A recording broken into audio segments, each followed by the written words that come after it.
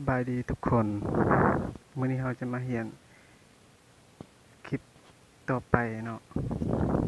คือการเรียนภาษาอังกฤษตอนต่อไปนะบวกคำว่าบวก plus ต่อไปเนาะ minus ลบเครื่องหมายลบภาษาอังกฤษว่า minus ออกเสียงเลยเนาะออกเสียงตามเลย minus ต่อไป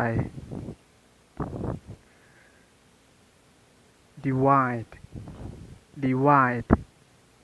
หารคำว่าหารเครื่องหมายหารเนาะภาษาอังกฤษว่า divide ต่อไป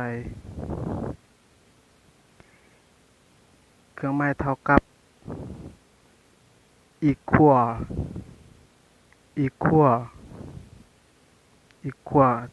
ต้องออกแบบตัวรอเลยลงท้ายเลยต่อไป greater than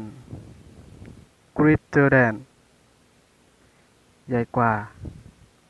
เครื่องหมายใหญ่กว่า greater than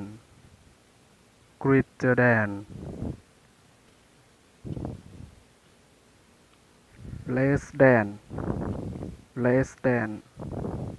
เครื่องหมายน้อยกว่า less than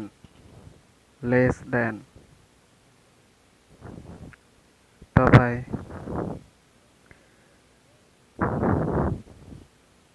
multiply เครื่องหมายคูณเนาะ multiply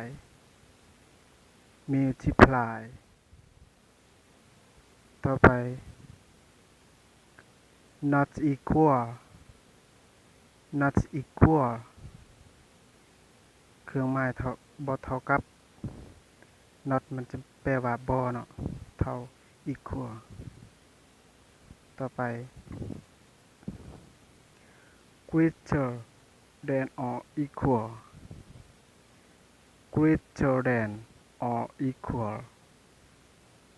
เครื่องหมายใหญ่กว่าหรือเท่ากับ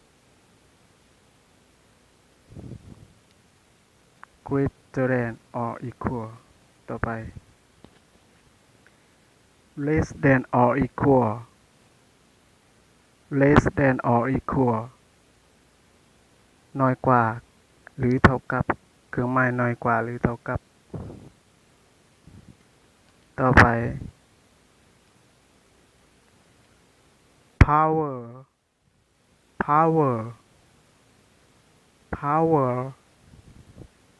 กำลังอาจจะเป็นกำลังสองหรือว่ากำลังหลายเนาะตัวเลขกำลัง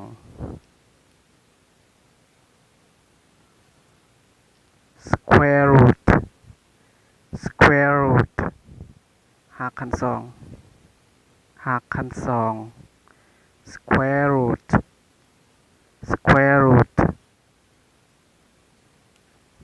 ต่อไป plus minus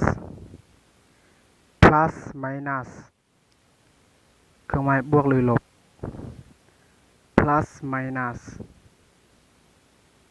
ต่อไป percent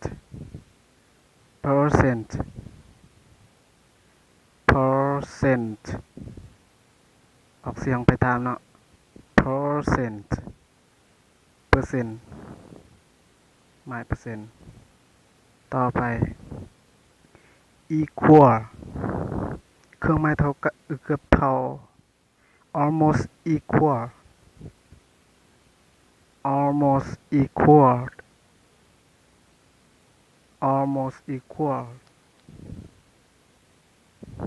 ต่อไปเครื่องหมายผลบวกรวมเนาะ sigma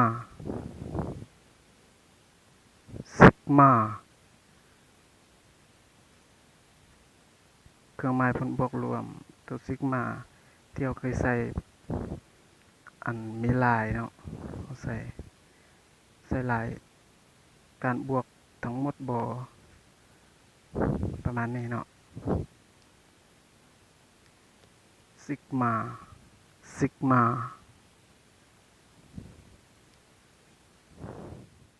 จบคลิปแล้ว